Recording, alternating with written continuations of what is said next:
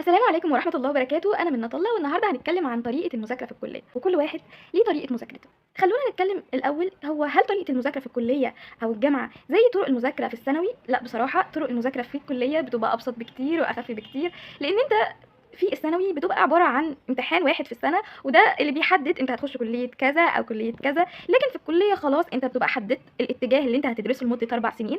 ده غير كمان ان شاء الله بإذن الله بعد ما تخلص ال4 سنين دول هتشتغل في نفس الاتجاه. طيب ليه اسهل؟ لان الكليه بتتقسم زي ما احنا عارفين لترمين، وكل ترم لو انت في كليه علميه زي حالاتي كده فكل ترم بيتقسم لعملي وميد ترم وشفوي وفاينل، فالدرجات متوزعه في كل ماده على حسب اجتهادك في ال5 امتحانات دي. احنا ككليتنا ثروه سمكيه فاحنا مش عندنا ميد ترم واحد، احنا عندنا 2 ميد ترم. يعني هننفخك من تاني شهر في الكليه لغايه الفاينل، لغايه ما تقول باي باي كليه.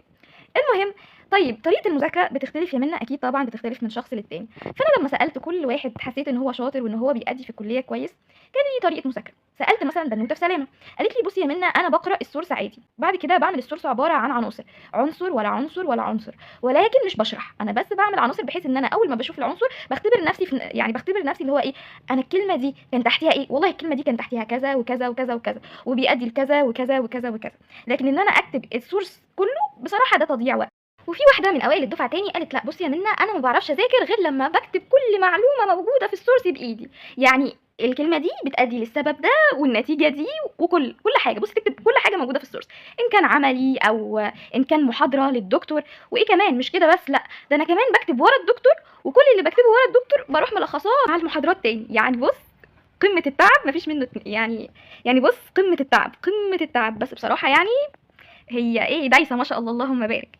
المهم سألت واحدة تاني راحت قالت لي: "بُصّي أنا باقرأ المحاضرات وباكتب ورا الدكاترة، وفي الفاينل أو الميدات أو whatever إحنا ورانا إيه، بامسك كتابة المحاضرات اللي كاتباها ورا الدكتور حتى ما بابيضهاش، باروح قارياها زائد الsource، وكان الله بالسر عليم وخلاص، وبتجيب برضه وبتأدّي وكل حاجة تمام." وفي ناس تروح ماسكة السورسات بس، وفي ناس بتاخد ملخصات ناس تانية، وكده الموضوع في اللذيذ منه يعني. طيب يا منى أنهي واحدة من ال3 دُولًا أحسن؟ ما فيش واحدة أحسن، في أنت هتحفظ المعلومة إزاي، أنت المعلومة هتثبت إزاي. طب أنتِ بُص أنا أنا ممشّياها على الله والله، يعني لقيت source أذاكر منه كان به، لقيت مش عارفة ملخص جالي كان به، فاللي هو أنا بصراحة من متوسطين الدفعة يعني، فما عنديش طريقة مذاكرة معيّنة، باذاكر من record، باذاكر من source، باذاكر من whatever إيه، المهم يعني بنأدّي وبنعدّي يعني، أدّي وعدّي، ما تُقفش قدّام حاجة. واهم حاجه ان انت تعدي صافي يا ابن الحلال، ما تشيلش حاجه عشان اللي بيشيل بس، ده اهم حاجه. غير كده انت عايز تجيب تقديرات فانت من الاول بتبدا تجتهد وتشوف انت ايه الطريقه اللي هتمشي بيها طول حياتك الجامعيه، وايه الطريقه اللي هتخليك تأدي احسن اداء واحسن انتاجيه، ان انت تجيب اعلى تقديرات. ماشي انت فاهمني صح؟ فاهمني ان انت، أنا بصراحة ما باحفظش غير لمّا باكتب، اكتب، بس بتاعة الكتابة دي محتاجة مذاكرة أول بأول، أول بأول، تاخد المحاضرة من هنا، الsource ينزل من هنا تكتب، لإن بتاخد وقت كتير وطويل جدًا. لكن مثلًا طريقة العناصر دي طريقة كويسة ممكن تنجزك لو أنت مثلًا عليك mid term بكرة ومش مذاكر مثلًا.